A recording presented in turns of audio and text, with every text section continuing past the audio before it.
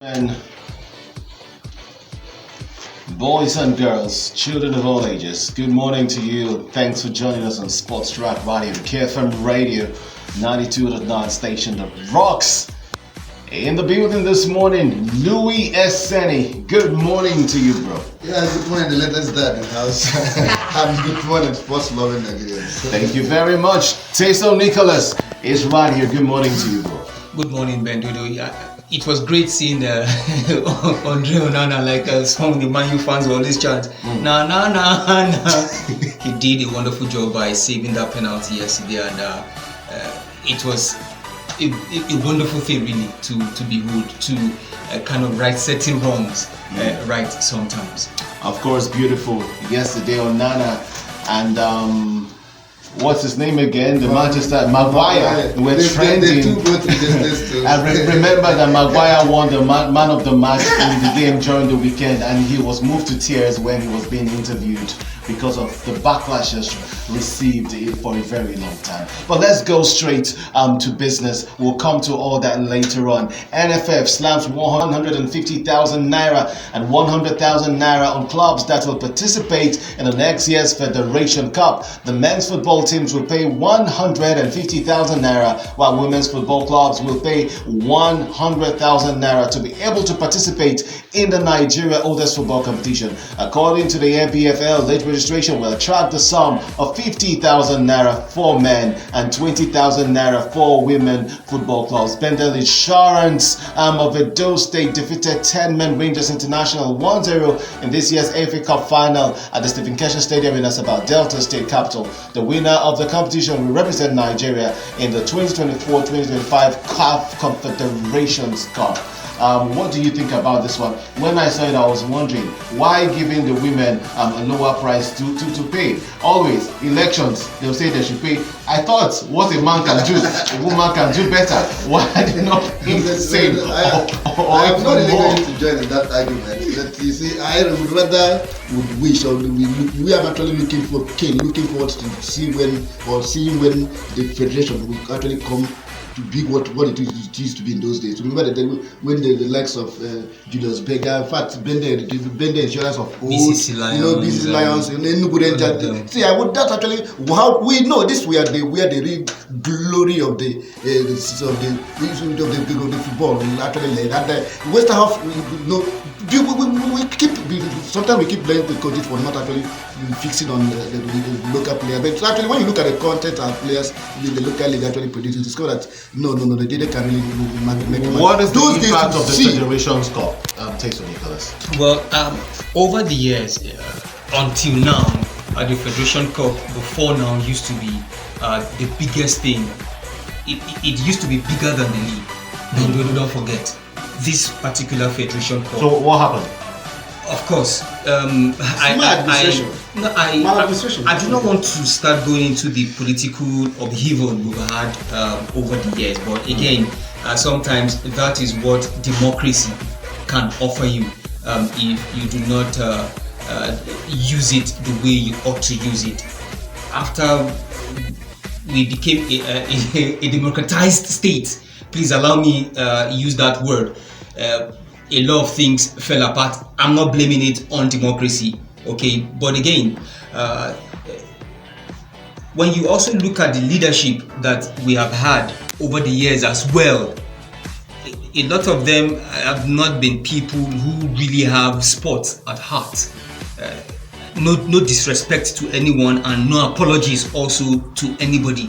These people only come in because of what they want to achieve, because of their pocket or because they have other political ambitions they have in their mind. So they just come in and they do a lot of nonsense and they leave. You all agree but that again, this will be good for our football? Yes, but again, I was hoping to know how much the pool money is, because in England, for instance, the FA Cup is I think around £10 million thereabout. It's not, the money isn't much, but that's what the winner gets. And then the EFL Cup, I think I got within that range as well. but again, you see the passion. You those who play in the FA Cup. You see how they go about the business of the FA Cup, and you're like, whoa, can we get that kind of feeling like one of the betting companies? You know that feeling, it is XYZ. Can we get that kind of feeling down here? Can we? I don't know. But we'll just wait and see what next year's Federation Cup would look like. Of course, it is left to be seen if we can get that right here. African Football Governing Body CAF has announced a new date for the African Football League AFL quarter-final second leg match between Wydad Casablanca of Morocco and Enyimba Football Club of Rabat. According to the statement on Enyimba's former Twitter yesterday, the second leg game initially scheduled for today, 25th October, will now hold tomorrow, 26th by 7 p.m. The reason for the shift in date is not unconnected to Enyimba's inability to fly out to Morocco on Monday. Recall that Enyimba contingent did not make the trip to Casablanca as earlier scheduled after the Moroccan authorities failed to issue a landing permit for a chartered aircraft from the Murtala Mohammed International Airport. The first leg tie played inside the Gospel Akpabio Stadium ended 1-0 in favor of Wydad Casablanca. And I am wondering, can Enyimba turn this around? Yeah, anything is possible. I think it is up to them now to actually write their story, or to think whether they have actually I'm so satisfied. After all, in a couple of seasons, they've actually won money. They won the league. The average actually went over 100 million naira. Participating in this competition also gave them 700 million naira. But we have always said this. 700 million naira. Now we've always said this: where the real cash is contractor engagement. Now it's up to them to go there and then to take their stand. Enyimba is not a small club in Africa. It's not just as Casablanca of Morocco is. They are also very well represented. But on paper we may see that it's similarly, or it looks very much impossible. But it's football, and they know it's at stake. They just management of Nigeria Premier Football League (NPFL) has imposed a fine of 1 million naira on Kano pillars for their supporters' encroachment into the field of play during the matchday 4 fixture against Rivers United. In another development, Heartland of Owerri were issued a stern warning to curb restive acts of their supporters, and they are advised to organize reorientation for their supporters to inculcate in them the spirit of fair play. The Nigeria Premier Football League reached the respective decisions conveyed in separate summary jurisdiction notices announced on Monday. While Kano Pillars supporters were found to have jumped the barriers into the field of play to celebrate their 93rd minute goal in the encounter at the Sani Abacha Stadium. After review reports from the match officials, the NPFL charged the club with a breach of Rule B13 and 18. The club has to pay the fine within 14 days, and NPFL warned that failure to comply with the stipulated time will be considered a continuous breach of the NPFL framework and rules. What is wrong with the fans of this team? It is simple. I know the passion, I know the enthusiasm, I know how crazy the same as Sugida supporters can be, but again, I mean, but do you think this is too stringent a fine? 1 million naira for encroaching to celebrate is different from violence.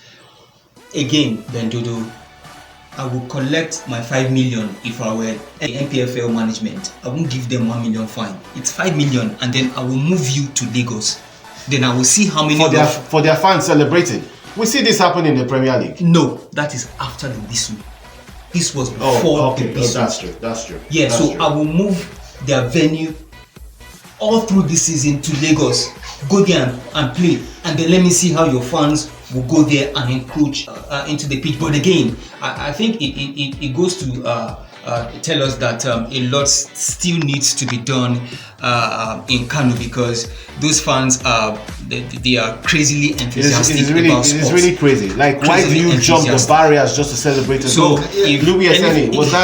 What do you think about this? The fans are leaving the management to have learned a lesson for what happened to them. What led them to be relegated. To be relegated last season. It's so unfortunate. And on the other hand, it's so good, very, very good that NLC is actually starting it. NLC? Sorry. Biko. The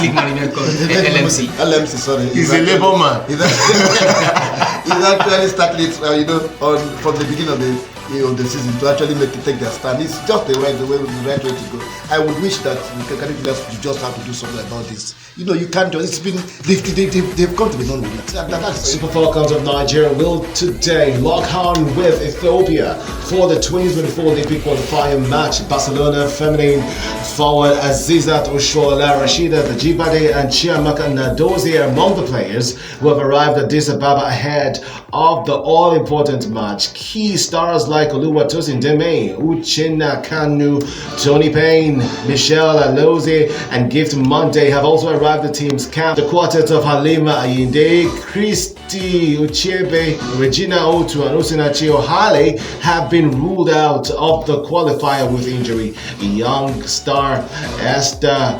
Onyenezide has been called up as replacement for Ayinde. The first leg encounter is slated for the Abede Bekila Stadium at Addis Ababa today at 1:30 p.m. Nigerian time. The reverse fixture will hold at the Moshood Abiola Stadium Abuja on Tuesday, October 31. The team that secures victory in aggregate will progress to face the winner of the Cameroon-Uganda fixture for a place in the final qualification round. The Super Falcons have failed to qualify for the last 3 editions of the Olympics. Stay tuned with us. I'm not surprised, really. Are we qualifying this time? I'm not surprised. If we do not qualify, I will still not be surprised. But again, why so? Because the other countries you used to look down on have grown. Looking at our performance at the just concluded Women's World Cup and seeing our performance against England, against Ireland, do you think we have not grown? Horrible for me. Look, Bendodo, sometimes when I talk, people think I am too direct. But again, we had everything to have beaten England. They were 10 men down.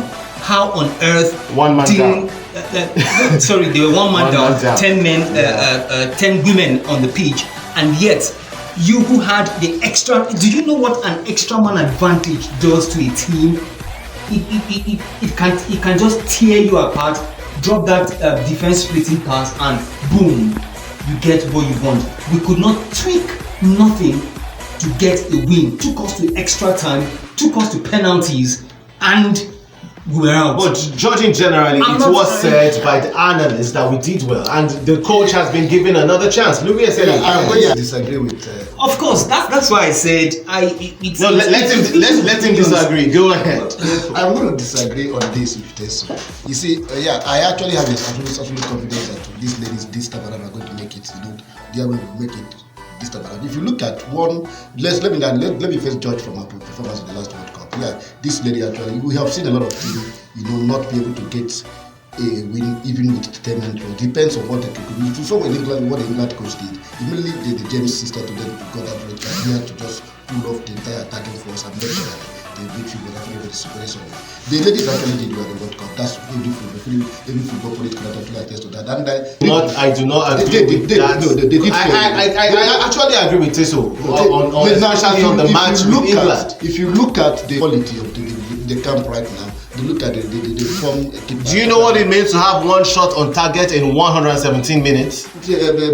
One shot on target. It has happened to a whole lot of clubs. One shot on target with one man down. It is dependent. And the first time you had a shot on target was 117 minutes. Please, come on. It actually depends on how the coach manages it. So now looking at the squad, the players in the squad, and I have an absolute confidence that they're going to make it. The keeper, the PSG lady. It is the same. It is bulk of these ladies are not because they are not girls. Once you are 18 plus, you are a woman. Where bulk of these ladies are the same a set of ladies who went to the World Cup, aside a few of them who have been forced to retire or qualifying. Do you see us qualifying? I see us qualifying.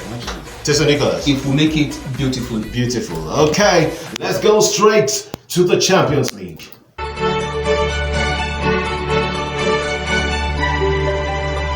Goose pimples grow all over your body for fans of football out there. Yesterday, it was a cracker. Galatasaray against Bayern Munchen, losing at home. 1-3. It was Manchester United. It was if you ask me, of course, we can hail Maguire and Onana, but how can you be playing 1-0 against Copenhagen? when that goal came was around 70 something minutes. I was like, Manchester, come on. When you play Manchester City during the weekend, what would you do? In Group B, we saw Lens playing 1-1 against PSV Eindhoven, Sevilla losing at home to Arsenal, and of course my pundits right here say, don't worry about Sevilla. They will go out of the round of 16, go to the Europa League, win the Europa League, and they'll be back to the Champions League next season. In Group C, we saw Union Berlin playing a 0-1 against Napoli. Sporting Braga losing to Real Madrid. That was expected. 1-2 it was. In Group D, Inter Milan beat Salzburg 2-1. Benfica lost at home. Benfica has not been in good form, both in the league and of course in the Champions League. This is their 10th loss in a row, losing against Real Sociedad. What do you think about the games yesterday? Madrid won, and it was expected that Bayern Munich were actually going to beat Galatasaray.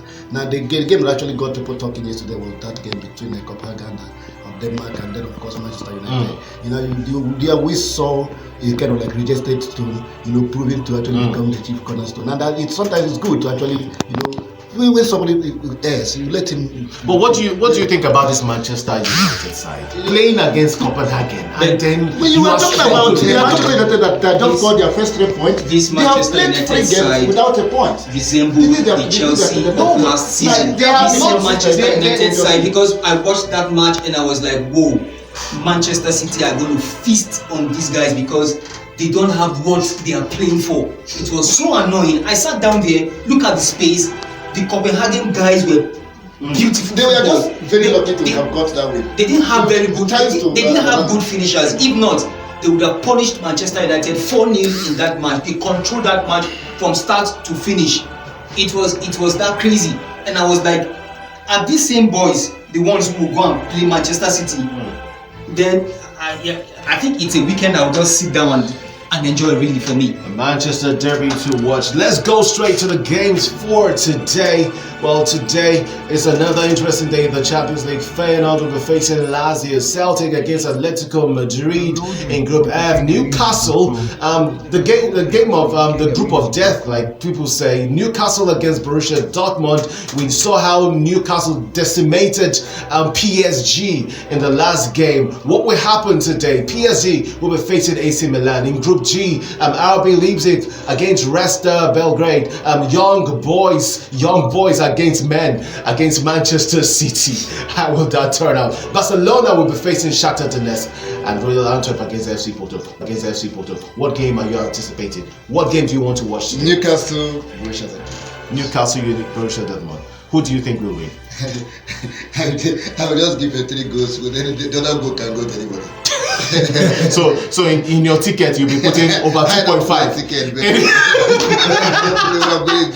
I just give it 3 goals. So anybody, the one on top can go to with another number. So anybody. If Newcastle are not very careful, Dortmund can just hurt them at the Tyneside, because at the moment Newcastle have really recovered from their wobble start at the season, and right now Dortmund are not having it too funny also in their league, but again they are a very technical side, and so Newcastle will have to be wary of these. Do not give these Dortmund boys space, because they will chop you into pieces. Do the young boys have a chance against Manchester City? No. Unless Pep Guardiola decides that okay, he wants to make boys very happy. Ladies and gentlemen, this is where we leave it for today. I want to say thank you to the producer of the show, Abdul Onimisi. My name is Ben Dudo. Thank you to the guys in the building today. I see you tomorrow, by the grace of God. Mwah. Hasta la vista for the ladies.